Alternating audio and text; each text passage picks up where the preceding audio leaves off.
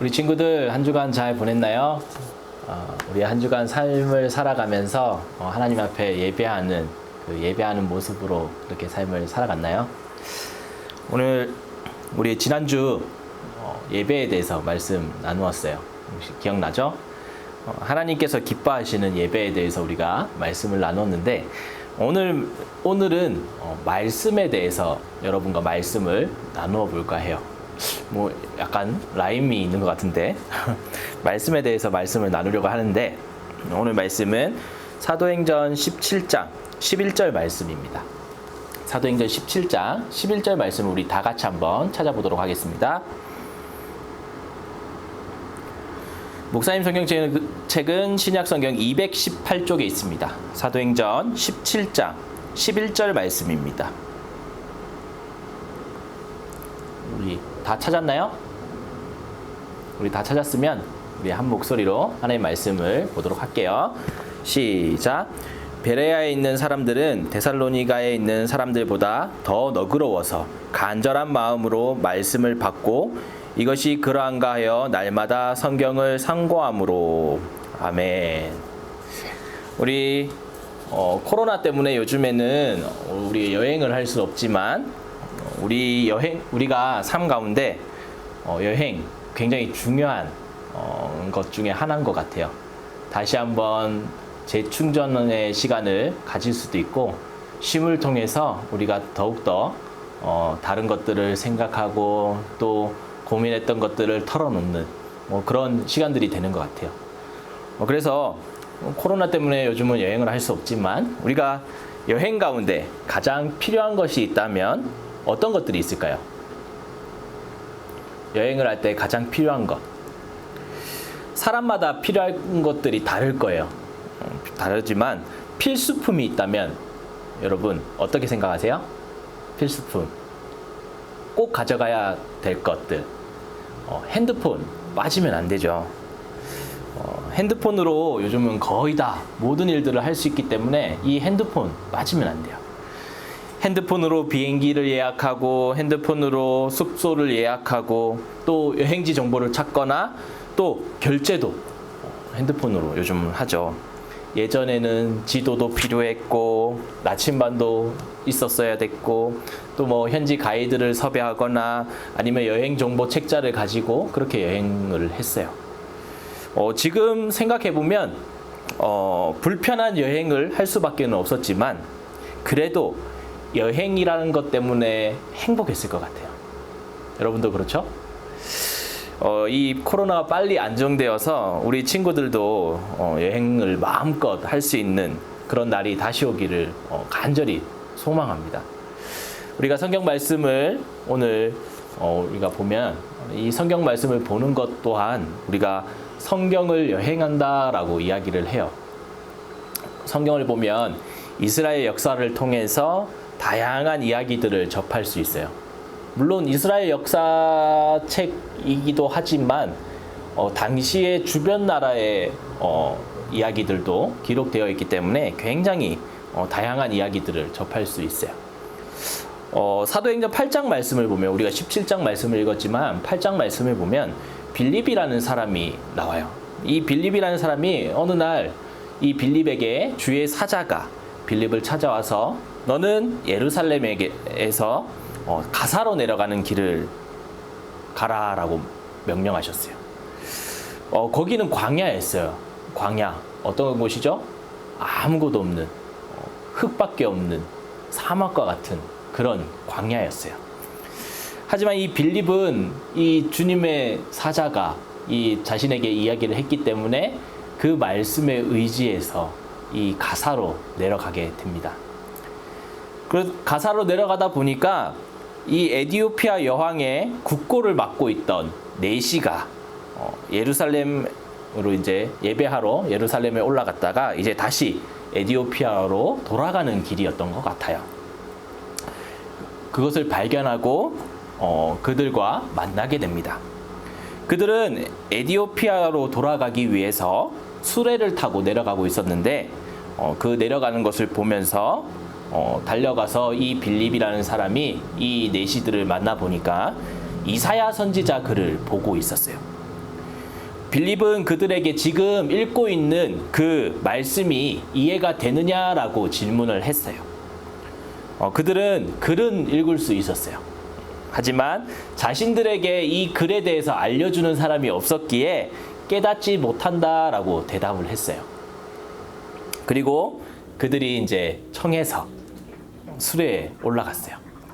그리고 빌립이 그들이 읽고 있던 그 이사야 글을 이제 대해서 알려주었어요. 그리고 그들에게 복음을 전하고 또 그들에게 세례를 베풀었어요. 내시들은 너무 기쁘게 돌아갔다고 성경은 기록하고 있어요. 근데 그들을 다시 보지 못했다라고 성경은 기록하고 있습니다. 하지만 에티오피아 곳곳에 아직도 이 기독교 유적들 그리고 기독교 문화들이 많이 남아있는 것을 보았을 때 이 내시들이 고국으로 돌아가서 많은 일들을 했을 거라 짐작이 돼요. 오늘 에티오피아 내시는 자신들에게 알려주는 사람이 없었기에 성경의 뜻을 잘 이해하지 못한다라고 이야기를 했어요. 성경의 비밀, 이 성경이 이 비밀 암호문으로 쓰여 있는 거 아니잖아요. 여러분들의 언어에 맞게 여러분들이 편한 언어, 한국어면 한국어, 스페인어면 스페인어, 영어면 영어에 맞게끔 성경은 기록하고 있어요. 그런데 옆에서 도움을 주는 사람 없이는 오늘 이 에티오피아 내시처럼 이해할 수 없는 부분들이 많이 있어요. 예전에 중세시대에도 마찬가지였어요. 성경이 예전에는 이렇게 다양한 언어로 번역되지 않았어요. 오로지 이제 라틴어라는 언어로 성경이 번역되어서 성경이 만들어졌었는데 성경을 볼 수 있는 사람 당시에 그 카톨릭 사제들만 이 성경을 접할 수 있었어요. 그리고 이 카톨릭 사제들만 이 라틴어를 배웠기 때문에 성경을 이제 읽을 수 있었죠. 그런데 당시의 사람들은 라틴어라는 성경이 있어도 라틴어라는 것 때문에 성경을 볼 수 없었고 또 성경을 쉽게 접할 수가 없었던 시기였어요. 그래서 읽을 수도 없고 이해할 수도 없는 그런 상황에 펼쳐졌죠. 그래서 이 카톨릭 사제들이 하는 이야기를 그대로 믿을 수밖에 없었죠. 그래서 우리가 종교개혁이라는 일들이 일어나잖아요. 에베소서 4장 11절 말씀을 보면 그가 어떤 사람은 사도로 또 어떤 사람은 선지자로 어떤 사람은 복음을 전하는 자로 어떤 사람은 목사와 교사로 삼으셨으니 라고 말씀하고 있어요. 하나님께서 하나님의 자녀들이 하나님의 말씀을 잘 이해하고 또 잘 받아들일 수 있도록 그렇게 교회에 다양한 사람들을 세워주셨어요. 목사님과 같은 사람을 세워주셨고 또 우리 정호 집사님이나 진아 집사님과 같이 여러분들에게 성경을 가르쳐주는 선생님들로 세워주셨어요. 그렇게 우리 친구들이 하나님의 말씀을 잘 이해하고 또 잘 받아들일 수 있도록 열심히 여러분들과 함께 우리 선생님들이 밤낮 없이 그렇게 여러분들을 가르치고 있는 거예요. 우리 오늘 본문 말씀 17장 11절 말씀 우리 다시 한번 살펴보면 베레아에 있는 사람들은 데살로니가에 있는 사람들보다 더 너그럽고 간절한 마음으로 말씀을 받는다라고 이야기를 했어요. 이것이 그러한가 하여 날마다 성경을 상고함으로 라고 말씀하고 있어요. 오늘 말씀을 보면 우리가 사람을 통해 하나님의 말씀이 선포되고 또 가르침을 받을 때 베레아에 있는 사람들처럼 간절한 마음으로 또 말씀을 받아들이는 우리 친구들이 되었으면 좋겠어요. 당시에는 이 목사님이나 선생님들이 교회에 많이 없었어요. 성경을 가르쳐줄 그런 사람들이 없었기 때문에 누군가 우리 교회에 온다라는 소식을 듣는다면 정말 간절한 마음이 생겼어요. 그리고 지금은 인터넷으로 우리가 조금만 찾아보면 전 세계의 수많은 설교를 우리가 앉은 자리에서 볼 수 있잖아요. 그리고 예전에는 우리나라에 어디 부흥회를 한다 하면 예전 기록이에요. 어디 부흥회가 개최된다, 말씀성회가 합니다 라고 광고가 되면 그 머리에 가마솥을 이고 그리고 쌀을 7일이면 7일, 10일이면 10일 쌀을 싸서 그렇게 말씀 집회를 갔어요. 그만큼 말씀을 간절히 사모했기 때문에 그래요. 또 지금 우리가 공부를 더 중요하게 생각을 하고 또 친구들의 만남을 더 중요하게 생각하기 때문에 우리에게 이런 말씀의 간절함이 없을 수도 있어요. 하지만 우리에게 주시는 하나님의 말씀, 그 하나님의 말씀을 더 간절히 사모하는 우리 미존중고 친구들이 되었으면 좋겠어요. 하나님께서 오늘 우리에게 주시는 말씀이 무엇인지 기대하는 마음으로 예배 가운데 우리가 예배를 하나님 앞에 드리지만 그 예배 가운데 말씀이 선포될 때에 하나님께서 우리들에게 말씀하고 계시는 거예요. 히브리서 4장 2절 말씀을 보면 그들과 같이 우리들도 복음을 전함을 받은 자이나 들은 바 그 말씀이 그들에게 유익하지 못한 것은 듣는 자가 믿음과 결부시키지 아니함이라 라고 말씀하고 있어요. 우리가 하나님의 말씀을 듣고 우리에게 유익이 되려면 어떻게 해야 돼요? 우리의 믿음과 함께 생각을 해야 되는 거예요. 하나님의 말씀을 듣고 듣는 대로 그대로 흘려버리면 그것은 우리에게 아무런 유익이 없는 거예요. 하나님의 말씀을 읽을 때 우리가 옆에서 누군가 지도해주는 사람 꼭 필요해요. 그래야 우리가 하나님의 말씀을 더 쉽게 이해할 수 있고 또 하나님의 말씀을 더 받아들이기 쉬워질 거예요. 그렇게 하나님의 교회에는 영적 지도자를 그렇게 세워주시는 거예요. 우리가 말씀을 바르게 이해하기 위해서는 말씀을 간절한 마음으로 그렇게 대해야 돼요. 그러나 말씀을 열심히 공부하고 또 연구한다 할지라도 믿는 사람의 마음이 없으면 아무 소용이 없어요. 우리 미존중고 친구들은 좋은 선생님들 옆에 계시죠?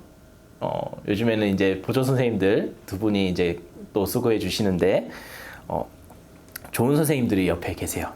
그래서 여러분들을 또 지도해 주고 계시는데 하나님의 말씀을 더 쉽게 가르쳐 주시기 위해서 여러분 옆에서 항상 어떻게 하면 더 쉽게 여러분들이 말씀을 받아들일 수 있을지 고민하고 계세요.